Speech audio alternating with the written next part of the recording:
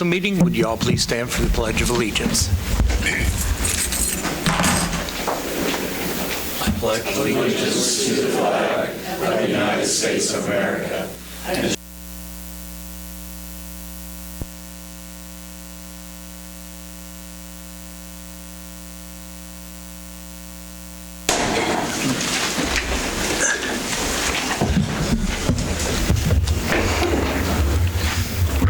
On up, Mr. Mayor.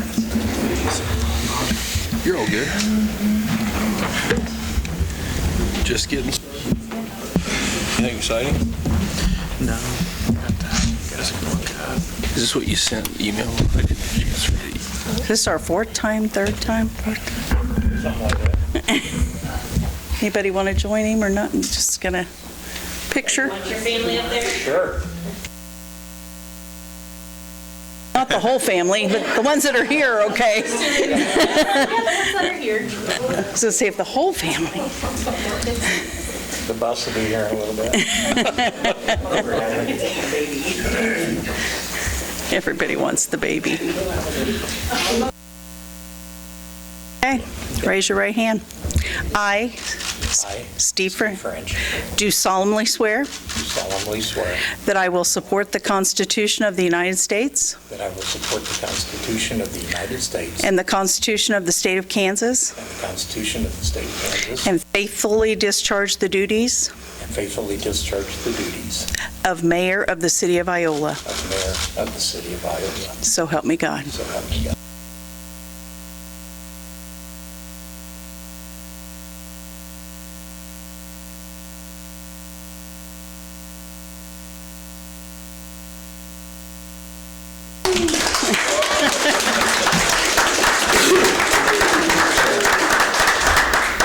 Thank you, sir.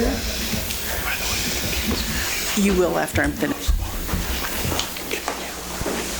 I need Mark Peters, Doug Kerr, Jeremiah Ivy, and Nick Lohman, please.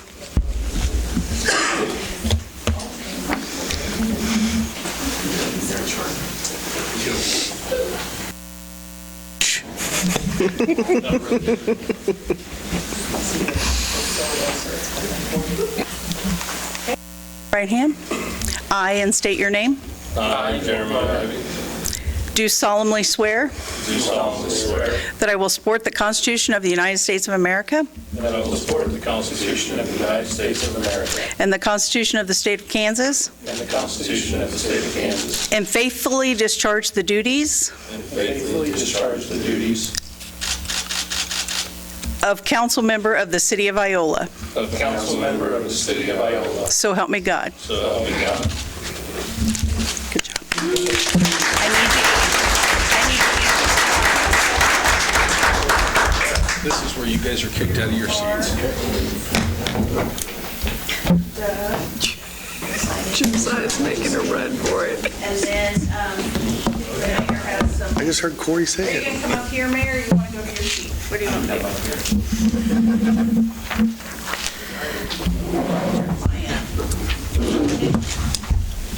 Mine still says Robert Johnson. Yeah. Mine still says Robert Johnson. We can't afford getting you a name tag, Chase. Where are you at?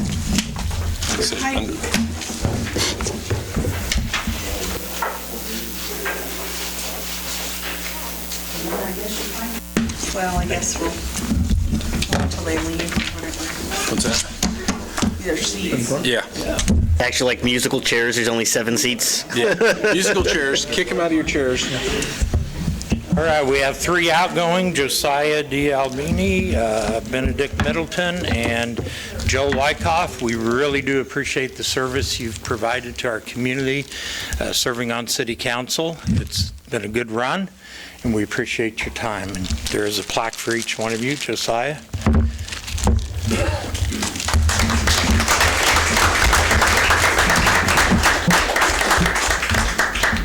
Basically presented to you in appreciation of your dedicated service to the city of Iola. Thank you. Thank you. Stay involved.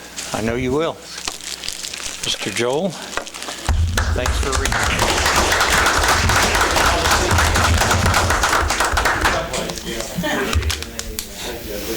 Yeah, thank you, sir. Thank you for that.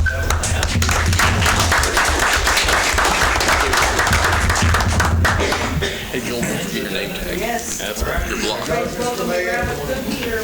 Water. Nobody else is named Joel.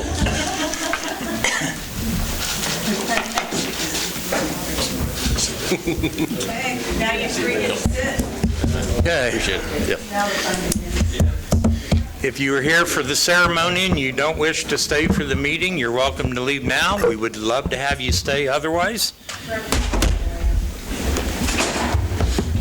And the new roll call is recognized. Everyone present. Do it. Delicious. I'll make a motion to approve the agenda. I'll second. All right, new business, city council president appointment. No, you got to vote on that. Oh, And take any note. we didn't vote. And then you You're got right. public comments. Motion made and seconded. All in favor? Aye. Opposed? Motion carries. Anybody here wish to make any comments on any topic not on the agenda tonight? Donna? I'm so proud of these guys running, and I'm sure I'm happy with the ladies that stayed. And I was a little put out about some of them that left because I kind of scolded them because I get used to them. But thank you for helping Iola. Thanks, Donna. Anybody else? Moving on. No, now we have. I think Dan's coming up. Didn't see you, sorry. That's okay. Dan Davis, pastor, First Presbyterian Church here in town, and I'm here to talk about recycling. A lot can happen in a day. Earlier today, Steve asked some folks to be here, and I said, yeah, I can be there tonight. And then at about 5:30, I got another text from Steve. And apparently, he's decided to not collect cardboard anymore in the city. And I asked him if he was going to be bailing at all, and he said he wasn't really for sure. And he said he was going to leave it up to the rest of the committee about what to do with the south side of the building. So I haven't had a chance to talk extensively with Steve about what's up. I would imagine it's to the point he had one person that he was basically being able to pay part of it from what we could sell the cardboard for, and I would say at least another half of that he was finding money personally someplace that he could do that, but he's retired now. So I don't have anything more definite than that. On the other hand, I would also like to say thank you to the city for providing money for at least a couple of years anyway, for utilities to keep the baler running. That was very much appreciated. One of the things that Steve was apparently going to talk about was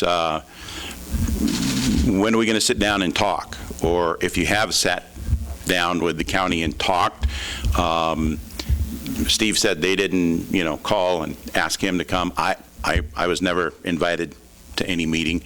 And I would have thought perhaps that you would have talked to the people that have been recycling in this community since 2019, actually even earlier.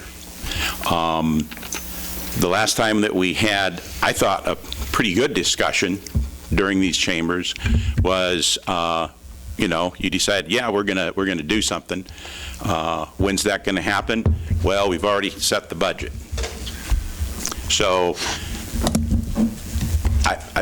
I don't know how this works. I've never served as a city council member. It's been equal parts encouraging and frustrating. I think we've proved over the past, at least since I've been in town, that people will recycle. They will take the time and the effort at their own homes to collect their recyclables, to break them down, to rinse out their bottles and cans and bring them. And for the most part, folks do a pretty good job of sorting on their own. Dan, So, anyway, so. appreciate I your just- comments. Yeah, I just wanted to say, I wish I had a little bit more information. I wish Steve would have been here, but he's not. If you have any questions, get in touch with me. I'll try to answer them as we move along. I do know this subject will be on the agenda at some point in time because, as you know, the council did vote to move forward with the recycling program. Sure. That will certainly be in the development at some All right. point in time, and we'll be on, just watch Yeah. for future agendas, so. Yeah, This is public comments, and we And if can't anybody get into a lot of dialogue could with let it. myself know, or Steve know, or Janie Works, she's been pretty active in it, or Karen Gilpin has been pretty active, we would appreciate that. Thank you. Thank you. All right, consent agenda. Any questions, changes? Yes. I've got a question on page 17 on security. Have we been doing this before? I know this is for the four houses we're moving up later.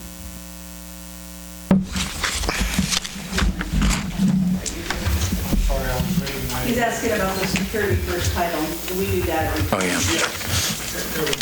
I didn't know if that was included in the budget or if you needed to adjust it. Yes, it goes under minimum houses. Okay. The second question I had was on page 9. You have to we spent $520 on deodorant. We need deodorant. How's this? 19? I have a feeling it's probably sewer. Yeah, that's not human deodorant. Yeah, that's something for the sewer. That's not Arm & Hammer. I'm trying to get there. No, actually, they carry two other types. This was cherry, and they carry citrus and pine. That's- So maybe we could change it up a bit. It says it's for the collection facility. Yeah, that's what it is. Welcome back, Mark. I knew I had to bring that one up. I couldn't miss that deodorant, $520. Took me a while there, Mark. Yeah. All right. I'll make a motion to approve the consent agenda. I'll second. Motion made and second. All in favor, aye? Aye. Opposed? Motion carries. New business, city council president appointment. It is once again time for the governing body to nominate for the council president in case of my absence. Kim, how long have you been on this council? 9 years. I'm going to nominate Kim. I'll second. Motion made, seconded. All in favor, aye? Aye. Opposed? Motion carries. All right, neighborhood revitalization request. Go ahead, sir. Come on up and make sure you speak into the mic so those watching can hear you clearly. Yes, sir. Thank you for this opportunity. Mr. Mayor and council members, our team recently completed another home here in Iola, utilizing the NRP that your city provides for us. Unfortunately, in the interim of that project, prior contractor, which we no longer use, failed to meet his obligations and submit the necessary paperwork to complete that process and allow us to use that tax incentive. Fortunately, within that program, it allows me to come before you and request that you review that and overlook and allow us to move forward with that additional paperwork and allowing me to continue and then submit beyond that deadline and still meet the obligations of the NRP. I think I explained it correctly. Yeah, Okay. if I looked at the dates correctly, the original one was due on October 24th. You're allowed to ask for up to a 180-day extension. We are 80 days into that additional 180, so council, according to my math, it falls within the purview of what our policy allows, so Well, first off, thank you for all the work you're doing in town. absolutely. I'm going to go ahead and make a motion to include 323 South Chestnut into the neighborhood revitalization program. I will second that. Motion made and seconded. All in favor, aye? Aye. Opposed? Thank you very much. Appreciate your work on the properties. Appreciate it. All right. Greg, dangerous and unsafe structure removal. All right, it's that time of year when I come to council and start the process for condemnations for the next year. Actually, I start this process at the end of the previous year. So I'm coming to the council tonight. I have 4 addresses picked for the year 2026. They are 302 South Kentucky, 415 North Elm, 506 East Lincoln, and 626 North Colburn. I've come to the council tonight just asking the council to approve the 4 resolutions before you, 01, 02, 03, and 04. All those resolutions are doing is setting up a public hearing for March 9th, which is the time when I will come back to the council, and anybody of interest on those properties can come and argue if they want to argue against condemning the properties. They can come at that time. And so really tonight's just setting up the hearing. So that's all I'm asking the council for tonight. Sure can. I wish there was a way that we could figure out how to save some of these houses. Looking at the houses, obviously, you know, there is a point where they get too far gone. And I know we're just setting up a hearing right now, but thank you. But it seems to me that it would make more sense if we gave some of these houses away and we could contractually set it up that someone could come in and offer a deposit, and they have a year or allotment of time to make this house livable and get up to code. And if they can't, the city keeps their deposit and uses it to demolish it. I wish we had some other way. We talked about the land bank, but some of these houses, I just feel like it's a shame to knock them down. I do not disagree with you at all. I will tell you that at least 2 of these, probably 3 of these houses on the list, there's no saving them.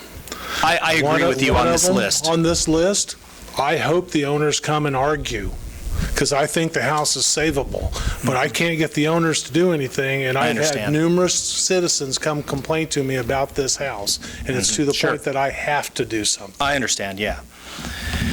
So Max, what you're looking for is maybe a future discussion, if, I don't want to put words in your mouth, that basically, is there a way that we could go to the owner and say, hey, look, this is on the demolish list, either fix it or deed it to the city, and then the city puts in the land bank, and if it's not taken within the year, or somebody puts a $5,000, whatever deposit down to kind of purchase the house, and then they have to flip it or something, is that even legal? Do we? Matt is currently working on the land bank with the planning commission. One of the stipulations is we're not going to tear down houses to get the land. Right. We can't have a house on it. But he's talking about fixing the house on that land as part of the bank. They have time, I mean, even if we pass the resolution in the hearing, they've got plenty of time to bring it into. No, they do, but we're talking about the bigger issue of that they're not doing anything with these houses. And a lot of them could be fixed up really nice. You know, if there was a way to buy it out from them and they just sign it over. I don't understand why people don't sell a house to somebody. I don't understand it either. Give them a great deal on it and let them fix it up, but they would rather let it sit there and deteriorate to the point that it's not worth saving. If we offered them a couple $1,000s to just to set the house free and put it in the land, I mean. I think that's for a future discussion, but I'm interested in the idea. I'll make a motion to approve 2026-01 for 302 South Kentucky, setting a public hearing on March 9th, 2026 at 6 p.m. under Section 8501 of the Unified Development Code. I'll second that. Motion made and second on motion 1. All in favor, aye? Aye. Opposed? Motion carries. No, it's great. Any of you new people want to make a motion here? Approve resolution 2026-02 for 415 North Elm, setting a public hearing on March 9th, 2026 at 6 p.m. based on Section 8-501 of the Unified Development Code. Second. Motion made and seconded. All in favor for motion 2, say aye. Aye. Opposed? Motion 2 carries. I'll make a motion to approve Resolution 2026-03 for 506 East Lincoln, setting a public hearing on March the 9th, 2026 at 6 p.m. based on Section 8-501 of the Unified Development Code. I'll second that. Motion made and seconded. For motion 3, do we have all in favor, say aye. Aye. Opposed? Motion 3 carries. And motion 4. I'll make a motion to approve Resolution 2026-04 for 626 North Holborn, setting a public hearing on March 9th, p.m., based on Section 8-501 of the Unified Development Code. I'll second. Motion made and seconded. For motion 4, all in favor, aye. Aye. Opposed? Motion carries. Did you have a comment on this topic, Donna?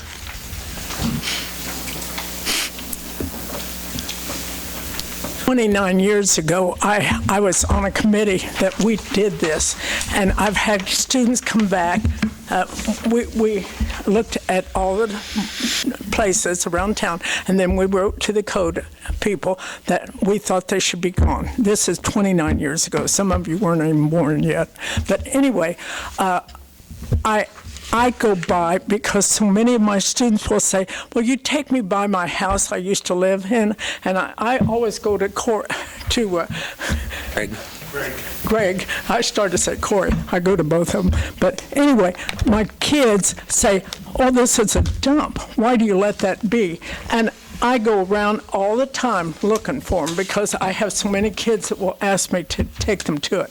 And I think it's wonderful that we do it. The one I griped the most, well, two of them, one on Walnut, and finally he was able to sell it to someone and they're fixing it. That thing was terrible. All the years I've driven down by there and I thought, what a dump. And then the other one, I kept griping about that, and he told me it's going to be taken down today because they had a fire. And I went back there and looked. It didn't, and then they did the next day. So I appreciate taking care of these houses. I know it's expensive to redo a house, but some of these people just don't care, and I think it hurts our city. Thank you. Final plat approval for City of Iola West Industrial Park. All right. The Planning Commission met on December 16th to review a final plat of the property, the 79.43 acres that's across the street from Russell Stover's on Marshmallow Lane on the 1900 block. This is property owned by the city. The final plat was to make official public record of the property lines and any public improvements that we would do in the future. Out of the 5 members of that planning commission that were there that night, they reviewed the final plat and they voted, and the 5 members there voted unanimously to approve the plat. So I'm just here tonight to get the council's approval on that plat, and Corey has it, and if you approve it, he'll get the mayor's signature on that plat tonight. Questions, guys? I'll make a motion to approve the final plat of the property located on the west side of Marshmallow Lane in the 1900 block. Second. Motion made and second. All in favor? Aye. Opposed? Motion carries to approve the plat. Thank you. Thank you, Greg. Thanks, Greg. And it's good to see something being built there. Yes, it is. All right, US 54 Waterline Project, roundtable. All right, Mayor and Council, in your packet, I put kind of just a rough timeline together for the project, the waterline piece, as well as the road project piece. Matt and I, as well as Mitch and Eric, the waterline crew, we met with the Burns and Mac, was it last week? Seemed like it was last week, to kind of have a kickoff meeting. The notice to proceed was issued last week. I anticipate the contractor being in town. I don't know if they'll be in town on the holiday on the Monday, but they'll certainly be here mobilizing on the Tuesday for sure. I anticipate them to start on I know they're going to start on the west end, work their way to the east. Tentative time frame, I think it'll be closer to October-ish before they're done with the waterline piece of it. So that you'll see going here pretty quickly.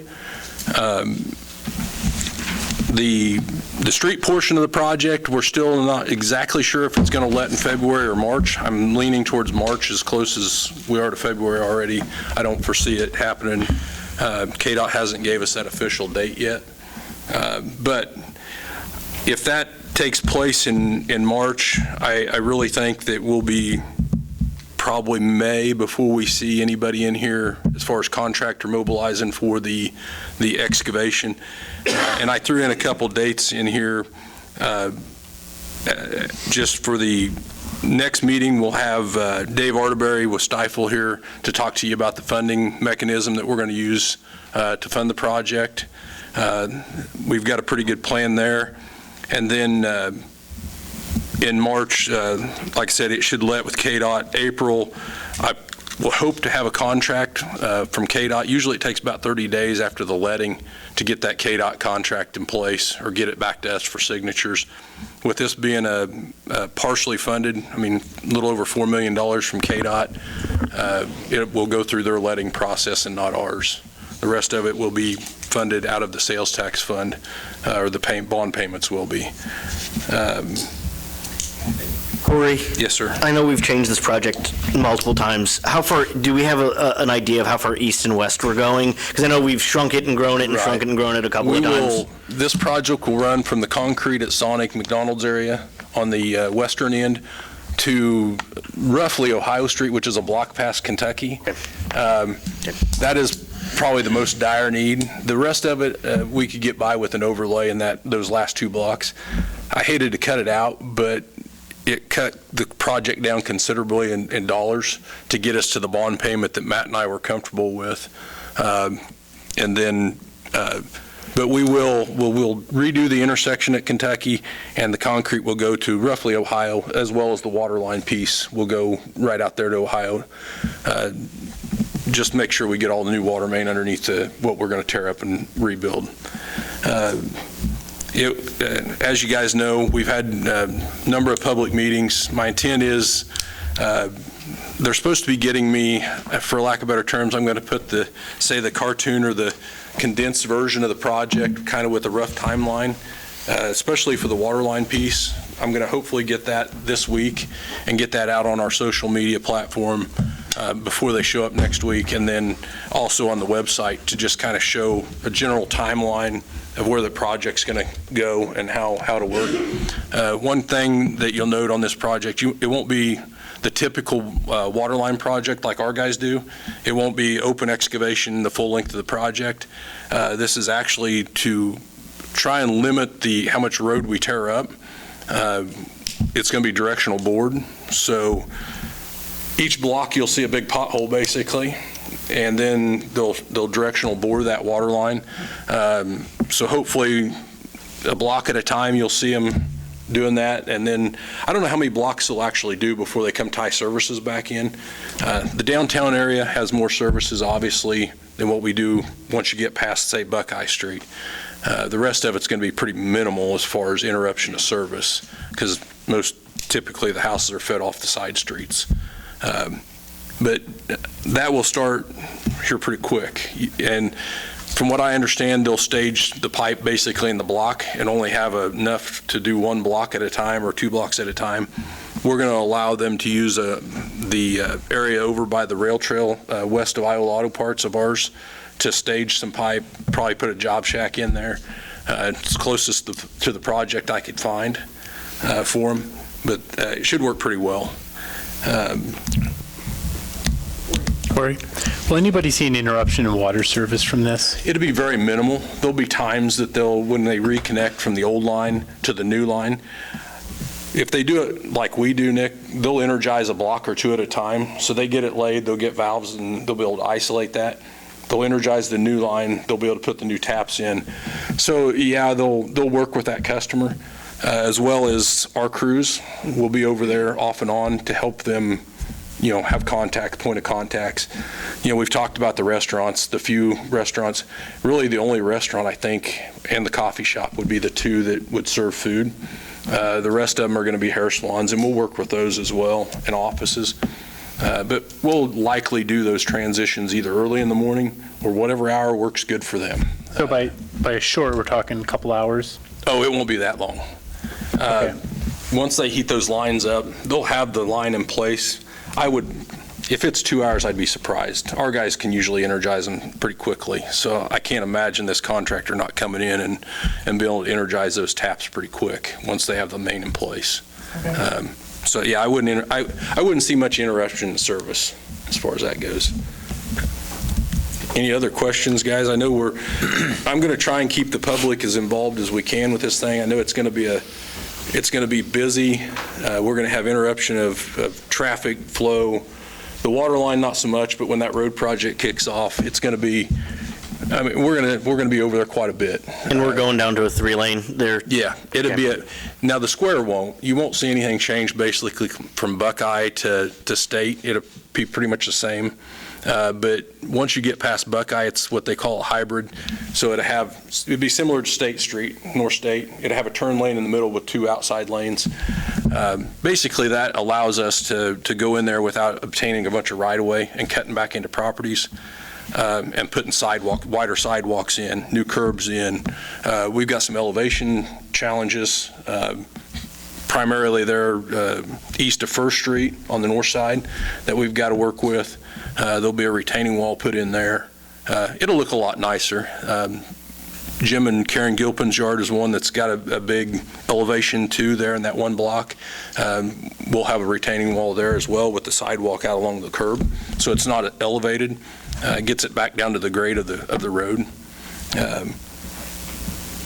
I'm sure that's much easier on ADA compliance too. It will be a lot easier to grade things back if we can bring that sidewalk down to where you don't have to worry about sloping it back, because you'd have retaining walls around sidewalk if you didn't. But I anticipate, not knowing what the calendar completion date is for KDOT, I would anticipate a fall 27 end date for the road piece. That's if everything gets moving like I think it will this summer.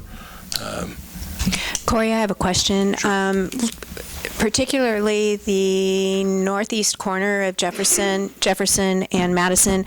So they're going to, throughout all of this in the engineering, they're going to mitigate like when we have downpours and things, the flooding there that takes place in the... We will have some increased size and capacity.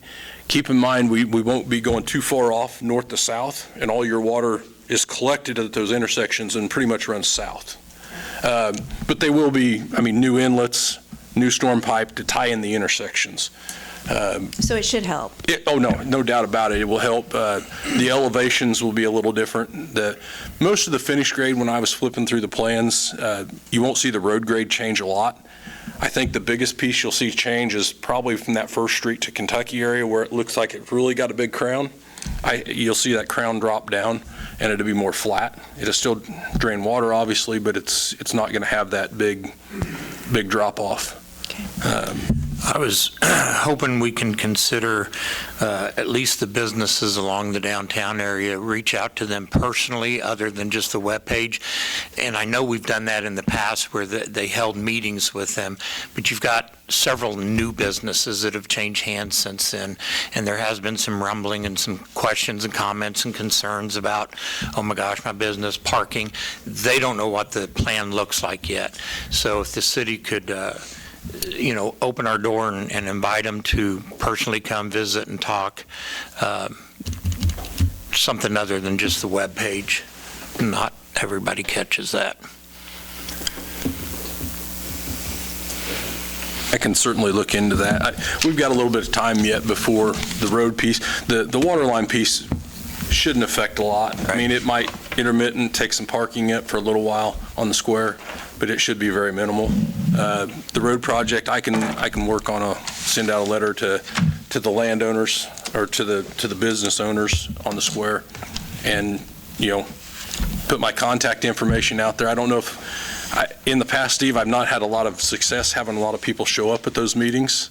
I think we've had 2 or 3 throughout the last 3 or 4 years that we've started this project, and most of it was residential people that actually came. I had a handful from businesses, but certainly I'll reach out with whether it's a letter and say, hey, if you're interested and want to know more, hit me up. We'll schedule a time they can come into my office, and I'll be more than happy to sit down with them.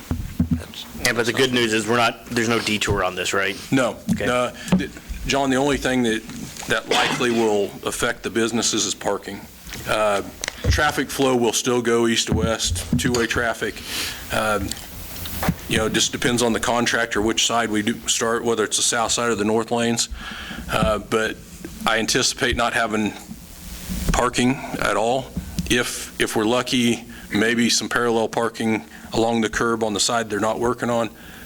I just don't know if that's even feasible. That's going to be up to the contractor, and we certainly don't want to add days to the end of the contract or spike that Or danger in a construction zone of people pulling in and out of traffic in a construction zone. I mean, there are plenty of parking stalls. Is it inconvenient? Yeah, we've got parking lots, quite a few around the square, and that's something else I'll put out on our social media as well, because I do have a downtown map area that shows the 24-hour parking in different areas that is available to everybody. Any other questions, guys? Anybody else? Donna, no comments? I have a comment, but I think Nick's going to tell. I was just going to talk to them later. I know the museum has a lot that they would offer up, and I think the Allen County Historical Society, has a parking lot that they'd be willing to share. I think the society's concern was just, people are going to be using it anyway. We'd prefer to lease it to the city for $1 and let the city assume that liability rather than the Historical Society. Well, and we can certainly look at what you've got over there, and it's the one by your guys' office. Yeah, we'll have to look at just what the logistics is. I'm kind of fearful of doing that just because there's not any designated parking stalls in there. It's not real good access into that. And I believe it's a one-way alley in there, if I remember right. I think all of our alleys are one way around the square. But we can certainly look at it, Nick. I appreciate and the Historical Society being willing to allow it, that's for sure, because overflow parking is probably going to be needed. Fortunately, most of the streets off the square, Washington and Jefferson, are pretty wide. So, traffic, whether it's one way or turning them around at the end, I think it's going to be able to be done. The one thing that was brought up, I had a business owner call me today, was about South Street, and likely we'll turn that one way into a opposite direction one way or a one-way dead end, I guess, or turn around at the end. I'm not sure how we'll do it there, but there will be some logistics to South Street when we get in that area and block that street off. What about handicap parking, Corey? Is that just out, or? I think we have handicap parking at least on the corners, on the south sides and to the north of 54 Highway. So I think we're covered as far as handicap stalls go. We could always look at doing a temporary handicap stall on the inside, because I know there isn't on the inside of the square as well, if we thought we were going to need some additional handicap stalls. And one thing about it, with this road project, some of the old ADA ramps that are bad on 54 Highway are all going to be up to snuff when we're done, and wider. They'll be, against my street department's judgment, we're putting some bulb outs in there that will help get those pedestrians across the street safely. It basically shrinks your roadway up and gets your pedestrian to the back of the car before they're actually stepping off the curb. We'll have those on the square is the only place. Okay. Anybody other questions? Thanks. Transient vendor license discussion. Yeah, Mayor, this was brought up by Joel last year. Do some research on this. The ordinance is now a year old as of last month, and there's a few items that probably need to be addressed. One of them that we've noticed at the city level is the background checks that are in the ordinance cost us $30 a pop for each employee that is in a transient vendor. We charge an application fee of $10. So we would ask that you increase the application fee, just the fee, to $30. We know we're still going to lose money on the deal, but we also discussed internally if we wanted to charge every transient vendor for every background check we do, and we didn't think that would fly. So asking we cover one. Right now, the application fee is $10. I would just ask that you change it to 30. And that's good for a year, though. So if somebody, so somebody gets the 3-day pass, they pay their 30 and their 3-day pass, they can come back within a year and within, a month later, and they don't have to pay the $30 again, right? For the background check. Depends on who's on the truck. Because if it's a new, But let's just pretend it's the same person, and they come, so they get their truck, they do a 3-day pass, it's 25, and that goes up to 30. They come back and they say, hey, I had a good business day, I'd like to come back next month. it's the application fee, not the $25. Okay. Yeah, so, in your instance, I think that person would have to get a new permit, so a new application fee would go with that. Okay. So it's actually, Yeah, and Chief is here, so I brought him. If you guys have any questions, those are run through the KBI, and it's $30 a pop every time we do it. And Mayor, I do have some things I want to discuss also in this roundtable, but on this application fee, so how can we, because I'm kind of with Councilmember Wells as far as if it's, say it's a coffee truck from Chanute, it's the same people, they're the ones that are running it.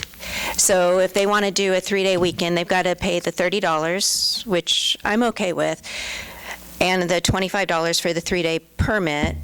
They want to, and say that's in February, they want to come back in June, they're still going to have to pay the 30 plus 25, so 55. It's the same people, but the background check, does the background check expire, I guess, is what we need to know. well, things can happen in 3 months. Well, facts. So how, I would venture to say we should be good for a year if it's the same individuals. I wouldn't see the need to do another background check on that, to be quite honest with you. I'm just confused by 5-105 here. Well, and that goes into, that'll go, that's something different. Okay. That has to do with the location.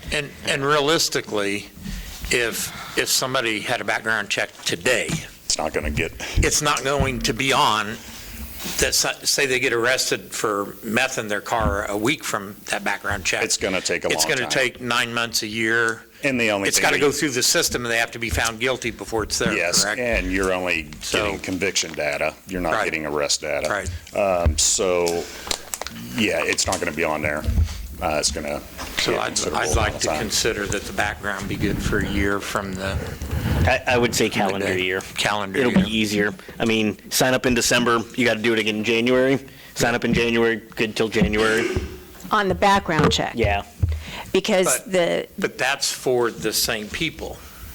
Right. If that coffee truck is brought in by a new crew, then that would change.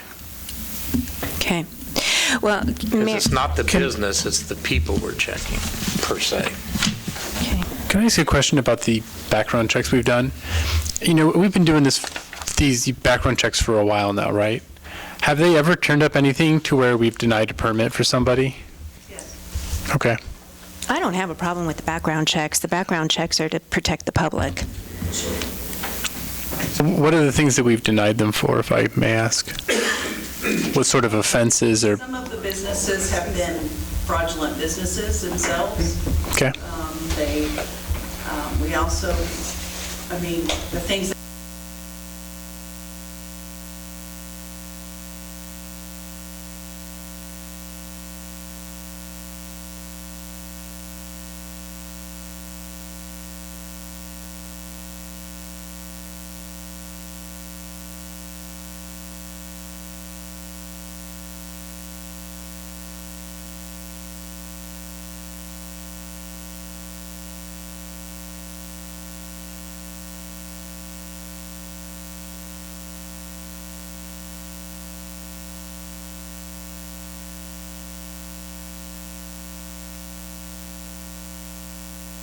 coming tomorrow, and they have 6 people. So we charged $35, but we did 6 background checks. 2 weeks from now, the lasagna truck's coming back, and 4 of the people are new now. So we've only charged them $35. How do we, But if they signed up for a year, so let's say they signed up for the year, and they say these are the 6 people, would, 4 different people? but they come back and they fire 2 people, they get 2 new people, would they have to come back to us and say, hey, I've got 2 new people on the crew? If they signed up for a year permit to begin with? The chief warder said it takes like 9 months to a year for that to even come back on a. So, yeah, the only thing that we're getting back on the KBI check, traditionally what we had done previously were local checks. And so we can't use our state system to check for a criminal record on a vendor-type license. We have to actually pay the KBI to get that information and get that statewide information. So traditionally what we were doing were local background checks, local records. Now we have so many more food trucks that are coming in from out of the area, it doesn't do us much good. Now we traditionally check offender registration list, Facebook, Google's search, and we basically get all that information together, send it back over to the clerk's office, and they make that decision whether they're. But let's go back to my example. Let's say the lasagna truck here, they sign up for a 1-year permit. They have 6 people on the permit to begin with. They fire 2 of them. They hire 2 new people. Would they have to come back to the city under that situation? They have a 1-year permit, so it's not getting rechecked, right? No, that's right. If that would happen, but that doesn't happen. Yeah. They get a 3-day permit, they come Right. back, they get another 3-day permit, and we treat them as a.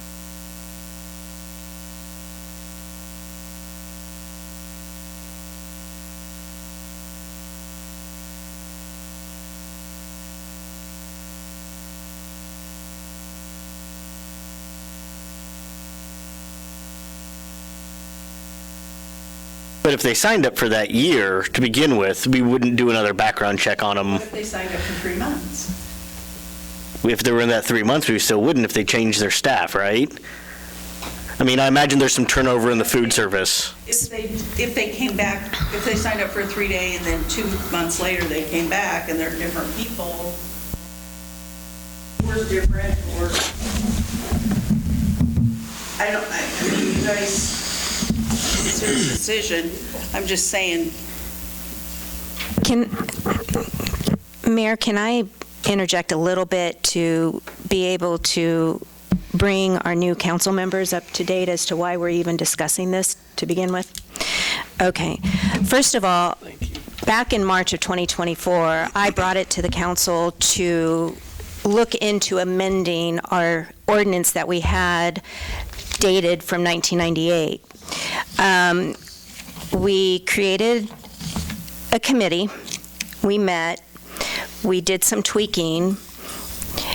The current ordinance was approved a year and a half later. We still had some tweaking that needed to take place because of some situations that happened in 2025. I don't know that we're ever going to have the perfect situation, but a couple of the things that we did that I feel were positive were allowing a tiered system. Originally, our ordinance was cut and dry, 6 months. You paid, I believe, Roxanne, was it $250 for a 6-month permit to be able to be a mobile vendor in the city limits. With some research and questions and asking and all of that, we did a tiered system where it's 4 different options. You can pay $25 for a 3-day plus an application fee. Then there's a 30-day for, I have 50 plus the application fee. I'm trying to find my notes here now. Keep turning. I had it all highlighted. And then there's a 6-month for $250, and then a 12-month for $400. On top of that, which brings into my other big question or consideration, is for local vendors, Iola vendors. It was just the application fee. I personally don't have a problem with an application fee, whether it be local or outside people, because it is to protect the public. I want to protect the citizens and the people of Iola, and anybody that were to purchase from these vendors. One of the things that was brought to our attention after this was clarification of an Iola vendor. So I would like for clarification for our council to clarify what is a local vendor. That's in John, that's 5-107 and 5-105. 5-105 states, any Iola mobile vendor service. 5-107, Iola resident by address. I interpret that as 66749. So we need to have clarification on that, where they will fall. Will a 66749 address fall within, right now it's the $10 application fee. I know that is on the table to be adjusted. Because what has happened is we've had businesses with an Iola address outside of city limits that have had to pay for the application fee as well as a permit. So that needs clarification. I always thought it was within city limits because we're trying to protect those businesses paying property tax. That was always my understanding of the of it, was that it was for residents of the city or a business within the city limits, was always my understanding, because they paid the property taxes and the utilities already, and this was just to say, hey, you're selling your lasagna not at your lasagna store, but you're going to take your lasagna store on the road to Gates or wherever within the city limits to promote them within the city limits. And that's correct, because a good example is Gas City is an Iola 66749. No, they're not. They're 66742. Well, part of them is. Depends where you're at in Gas City, because it depends where you're at. But on the second page, under 5-105, the very last sentence mentions a trailer registered in Allen County. That gets us the taxes if they registered in the county with an Iola address. Go on, show proof that they are a city resident. Okay. So to me, city resident defines city limits, city of Iola. Okay. I think that part is covered there for definition. That's what we talked about because of the tax issue. Right. Yes. Property tax. Yes. Another, and I'm just bringing these up because they came up to me during 2025. We have an exclusion for ice cream trucks, ice cream vendors, I believe, ice cream vending. I would like for that to be looked at. I know that back in the day, correct me if I'm wrong, Roxanne, was this because of the ice cream trucks that would come through town? Yes, and actually the section that it's listed in, 5-110, items, it's talking about they can't be on the city streets. And it's talking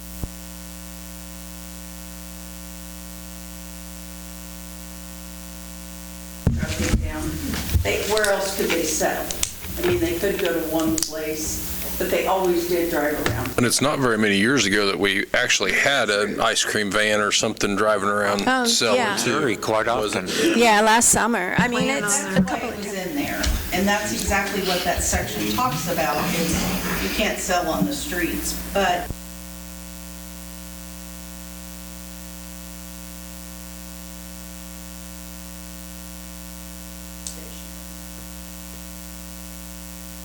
I mean, as long as they're not in the park. I don't let them in. Okay. Because that opens a can of worms of Yes. of all the food vendors in the parks and sellings and this, that, and the other, so. He's got all the streets in town to drive around. He doesn't need. park, I do park. But this is somebody that, say, goes to Orchlands or Baumgart or whatever and stays there, and they're saying they're exempt because of the insurance. So they're saying they shouldn't have to pay. I think they're just exempt from not being able to sell on city streets would be the exemption, right? So we're saying you can sell, like, if you're an ice cream truck, you can sell on city streets as long as you're driving around, is the exemption that we're trying to put in place, and not an exemption to the fee? Or do they not have to pay the permit fee for an ice cream truck? Yes. They have to pay the Okay, permit. so basically the exemption is on the city street part. Yes. So ice cream does have to pay a fee? Then they should all. Because I am trying to get that to occur, and I've been told that this exempts them. Okay, and that's what I want to correct that. And the other reason why I want to correct that is because in July, we had a restaurant that had to do some remodeling. They set up in their private parking lot, within 6 to 10 feet of their entry of their business. They set their trailer up to sell because their business was closed due to remodeling. They had to get a permit. They sell ice cream on that trailer. But they weren't just selling ice cream. But they were selling ice cream on that trailer. Yeah, but Well, it muddies, that ice cream exemption is muddy in the waters. It's like a golden ticket. You can just sell ice cream as one of your items and not have to do anything. Since we're talking words that can be challenged in a court, I would ask that Chase get involved. Yeah. And Joelle, if you want to get with Roxanne and you guys get with him, and any concerns, Okay. work it out that way. And Okay. long story short, I'm fine with raising it to $30. Any changes to the language of just any direction on that I can. Yeah. Yeah, I'm happy to. And then, obviously, Roxanne has some concerns about what she's been told, so Sure. I would rely on you, Roxanne, to give that input. The exemption's in there. Because I've always charged the ice cream truck for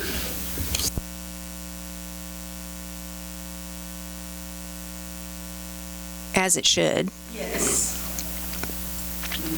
You will come up with something and bring it back. I'm sure it'll be great. Anyone else? You have my full faith and confidence. I have a question. Just for my own wrapping it around. This is for professional businesses, food vendors. But as far as like Farm City Days, the county fair, those businesses that do that, is that all in the same boat, or? No, there's an exemption for. That's an exemption. It's sanctioned by the Because it's chamber. It's a sponsored through the county city. part is What makes exempt. that special? But this doesn't just pertain to food. Right. It pertains to anybody selling goods and goods Okay. outside of a business, of a building, a brick and mortar So there's building. exempts for like fundraisers and stuff like that? Yeah, it's well, no, just Farm City Days and, You have to be part of a fair or the Farm City Days committee. The city sponsors those events, like the city.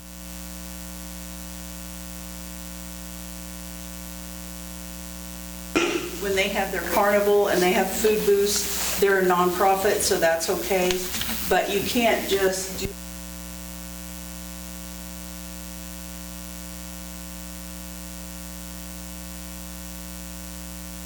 Right, no, I was just making sure. Clarify that. I was just making sure it was more for, this is my business, I'm trying to have a business in town, but I don't want to pay for a brick and mortar, I just want to do it out of my Right. food truck. That's mostly what it's for. Yes. Exactly. Okay. Yeah. Going door to door selling, or the guy who sets up and The sells Kirby- shirts at the AutoZone, or. Okay. or the Kirby vacuum seller, the door-to-door sellers. Census-wise, everyone okay with the addition of the 30? Okay, I think we know what we're looking for. Somebody have some comments? Go ahead. Introduce yourself, please, in the microphone. My name's Kaylin Kennedy. I own Black Sheep Donuts. I live in 66749, just a few minutes past Walmart, so I am outside of city limits. I am very intertwined with this community. I was at the Mustang Madness event. We gave 10% back to the schools. We love supporting this community, and I very much consider myself a local. I do my shopping here at Walmart. I get my food truck repaired just down the road here in Iola. I buy my packaging here. So I very much, my business supports the economics in Iola. I consider myself a local here. We help support the schools when we can. We always give 10% back. Hope Unlimited had asked us to come do an event with them for their back to school. They gave away school supplies and had wanted our food truck to come and offer discounted, items for their clients, which we were happy to do. I ended up just donating the donuts and not bringing the food truck because it was going to cost me the application fee and the background check fee to be able to do that. And I'm a new business. I've been in business a year and a half, and I can't give away product and also pay to be giving it away.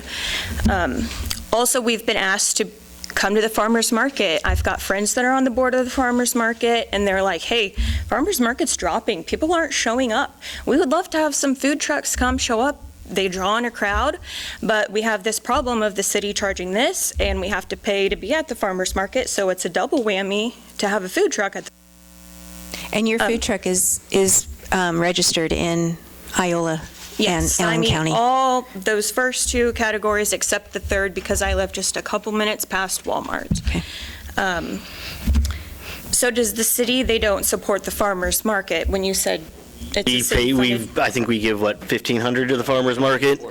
Yeah. I sat through many numbers of meetings to get them back on their feet just last year, to get them so that they were up and running this year.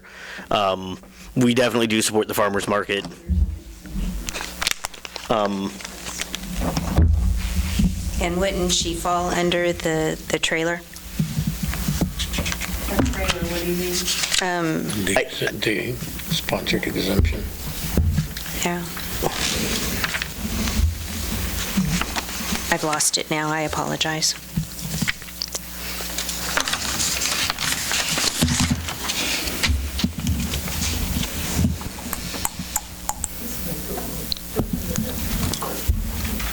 It's the second paragraph of 5105 is what you're looking for. Yeah.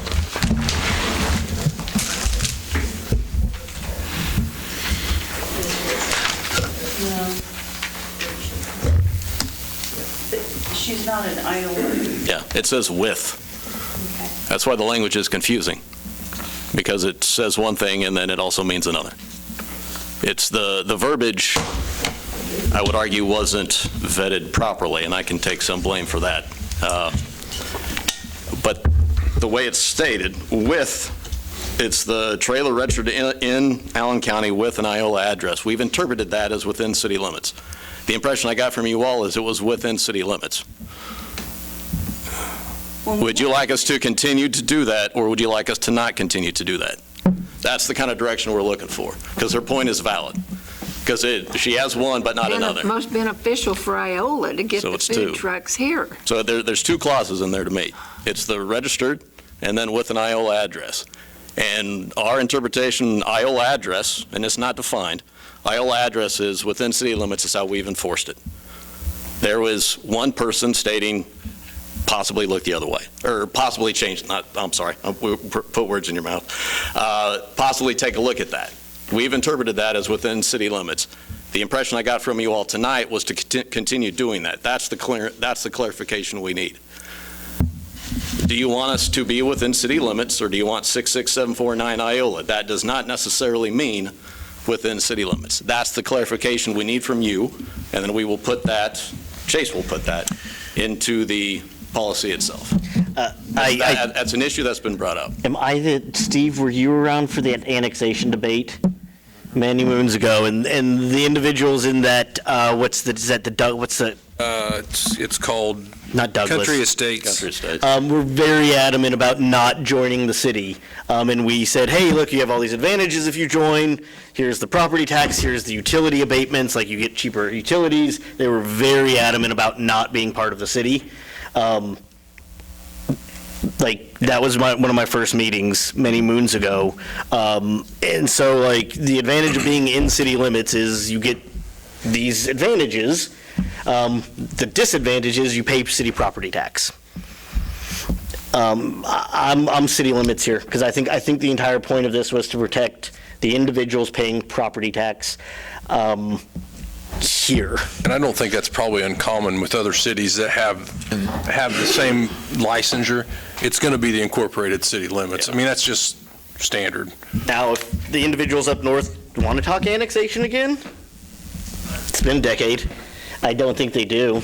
I'm not gonna push that or even suggest that they do, because I was in those meetings and it wasn't cordial. So Yeah, I guess the question I have, this policy revision came from a committee, and I wasn't privy to those meetings. What was the description of that I committee? believe the intent was, if you've got a vehicle with an Allen County tag, you're paying property tax, and the benefit of that was, with an Iola, City of Iola address, you're paying city property tax on that vehicle. Correct. So the city's benefiting that tax at that point. But if you're outside of Iola and you have an Iola address, but you're listed as county, the city's not getting anything off the registration of that vehicle. Correct. So by having an Iola city address in the city limits, we treated it as a brick and mortar who pays property tax. Correct. That was my Yes, because recall of intent. Yes, because the example we used was the sushi truck that is registered in Neosho County, Yes, right? yes. Okay. He's selling here, but he's not registered if we just- here. Exactly. And he pays the 1 year $400 plus the application fee because he is not an Allen County Iola resident. Correct. Even though they spend more time here than they do in Chinook. Correct. It's just like, let's say the donut shop.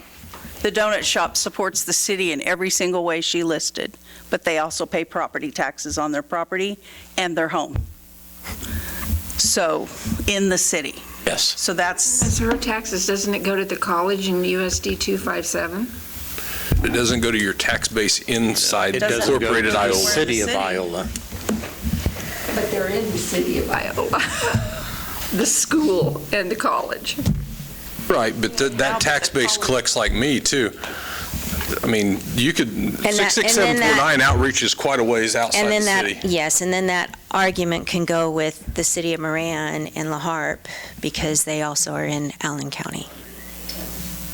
As far as the schools. Making it harder and harder for trucks to come here, and it's not beneficial. I mean, we should be encouraging, making it easy for them to come here. But some of the brick and mortar businesses don't feel that way because it's their business. I think the more variety you have, the better it is. So you all can see our confusion, and you all can see that there's some language that needs to be cleared up. I think it could be a word here and there, but we're going to need some direction from you all on whether that means city limits or not. It's pretty simple, yes or no. We'll just need that direction from you. And then, Chase, do you have the other? No, I think that's pretty much the... Do we just want to go around and say our feelings? Do we just want to just make a vote or decide on Give your this? opinion on what you think, if it should be Iola address or city limits only. So personally, I think if you have a driver's license that says you're from Iola, Kansas, I feel like you're an Iola resident. I do understand the point of being in the city limits, but on the same hand, why drive away an opportunity for someone to succeed in our town? I know it's $30, $50, whatever it may be, but somebody starting up doesn't have $30 or $50 extra. They're their overhead is where they're losing their money. And for people like this trying to make a name, donating donuts, trying to better not only themselves but the community. I feel like if your driver's license is an Iola address, I would be in her shoes if I was trying to do the same thing. So I get both sides of the story, but I think if not necessarily 66749 because of parts of gas or whatever, but if it says Iola, if you're on the other side of the road by Peerless, do we consider them not an Iola resident? Tax-wise, yeah, but. So a Moran resident who lives in Moran and pays taxes in Moran has a P.O. box in Iola, and that's what their driver's license says. Can't control that. So I'm just asking because. If I remember. It's simple. I think somewhere said that it excludes their losses. Or it could. In the 66749 Sure. versus within city It would limits. depend where that trailer was registered then, according to this one paragraph. Allen County with an Iola address, registered in Allen County. I think we're into the weeds without getting direction here. Well, and that's what we're getting. I think Jeremiah gave a pretty good description of his feelings. He wants to extend it outside of the city limits to an Iola address, which there's still a benefit if they're selling. You get sales tax on top of that. Nick? I'm within city limits. Within city. City limits. Well, my opinion really doesn't count because I can't vote. Still have an opinion. 66749, outside of city limits.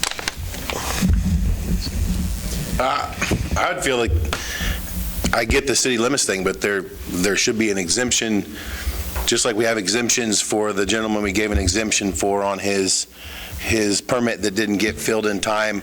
We extended that as well.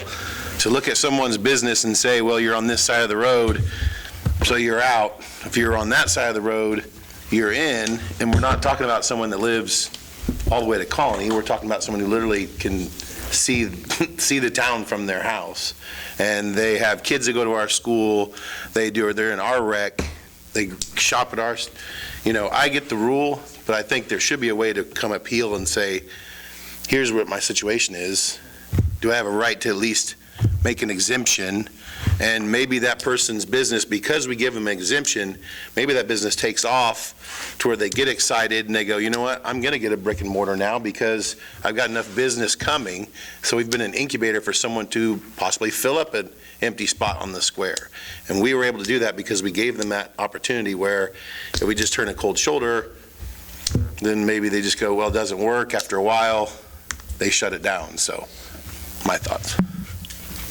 I'm sorry, I didn't hear what Mark said. City limit.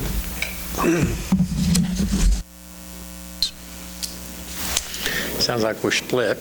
We've got 1, 2, 3, 4 for city limits. And Doug, were you a no? All that were you a no?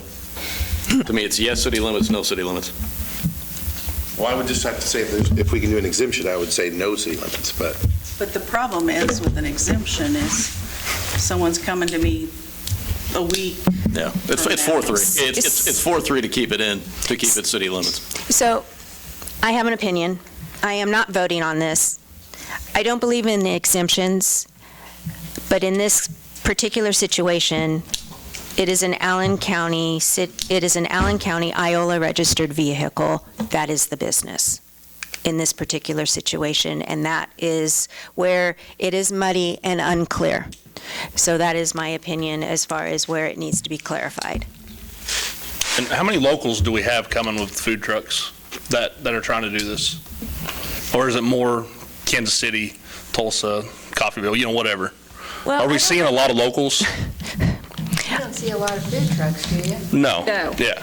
The trend is moving that direction, and that's why I brought this to the council in 2024. But we can't, I will say that we can't be coming back to the table in 6 months because we've got 5 more food trucks from Iola that are wanting to do this, but they're not in Iola or whatever. We just need to figure out what we want to what direction we need staff to go and go with it. So basically, we're back to the 5-105, the second paragraph. So we're either going to vote on, and tags must have their vehicle or trailer registered in Allen County with an Iola address, period.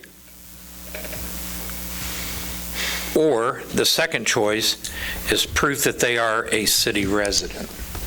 So it's real simple. That's the direction they're needing. And I think you got that. Iola address, period. Well, going around the room, we got that. It's within city limits. So Chase sounding like. Yeah. My secondary question is the farmer's market.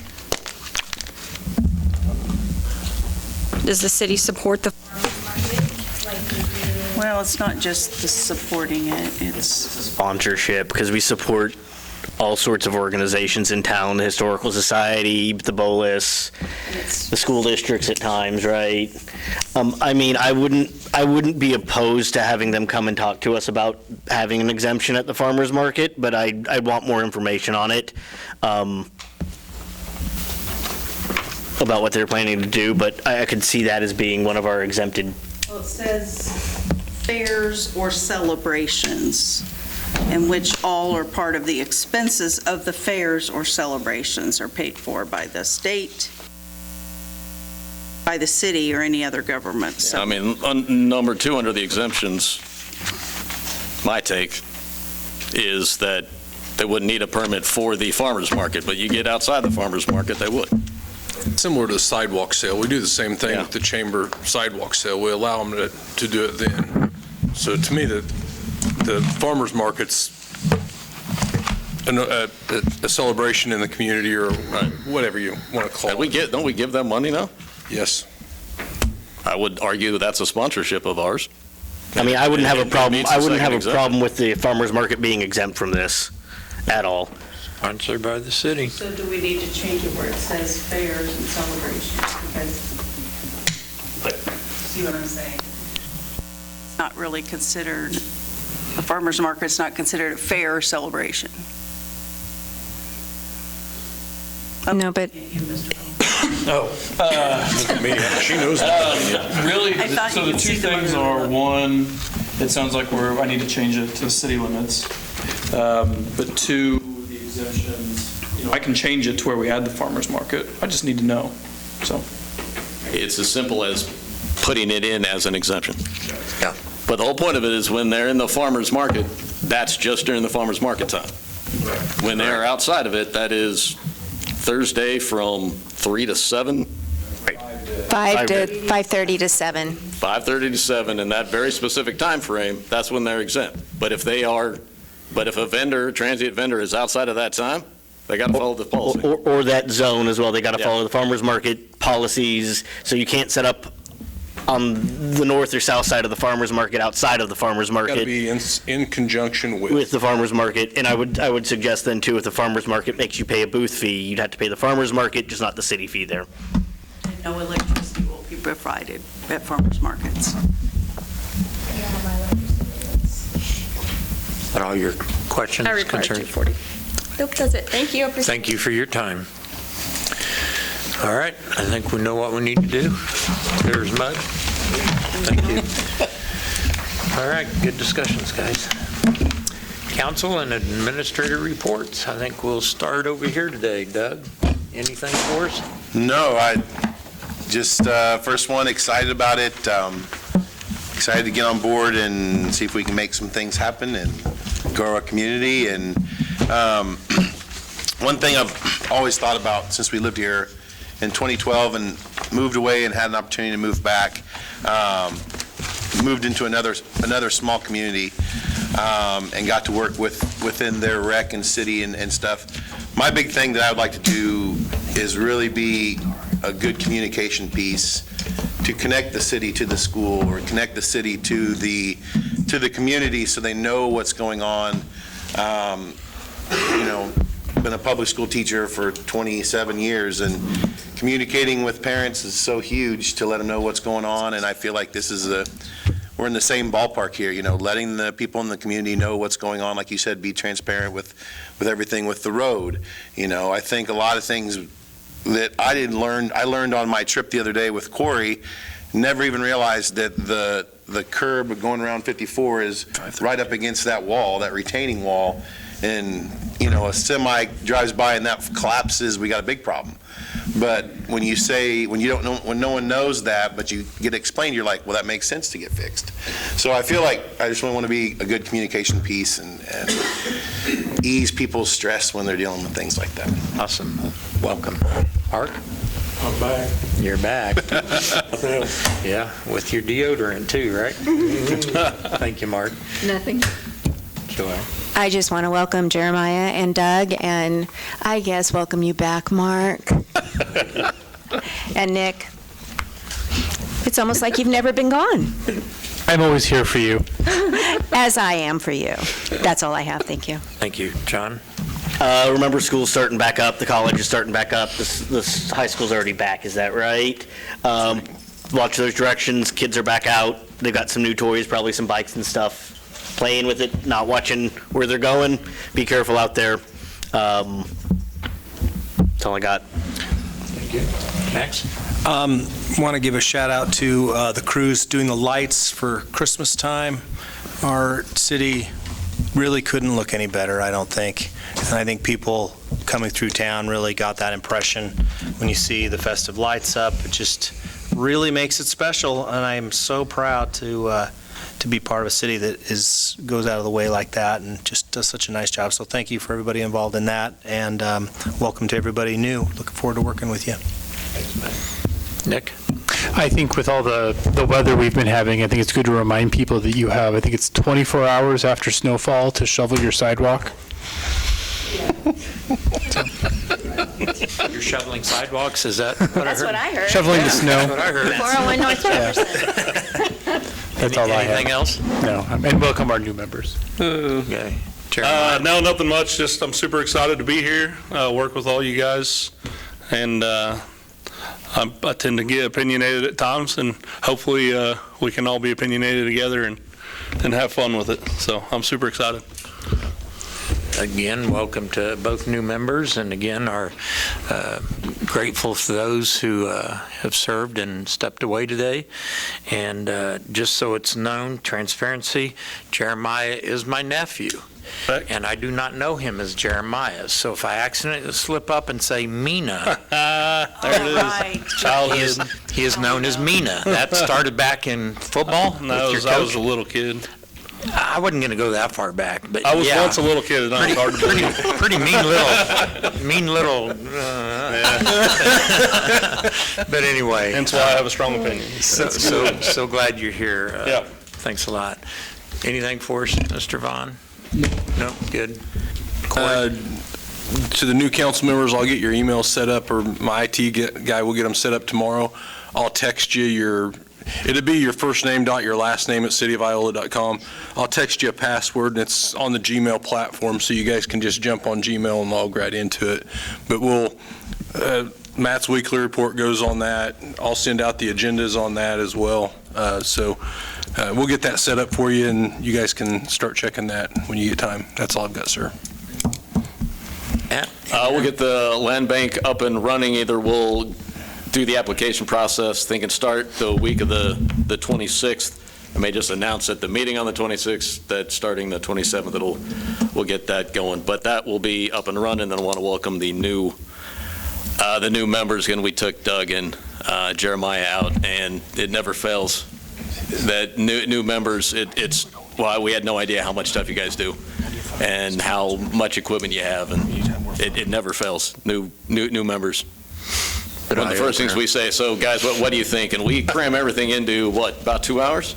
Yeah. It's about 3 o'clock, we get done by 5, a little later than that. And we cram a lot into that 2 hours. And again, full service city. We do a lot more than I think some people realize. And so you drive by and give a quick look, and there's a power station, there's mains, you go through all this stuff, and it never fails. Like, wow, we had no idea what was going on. And you guys going to hit the ground running.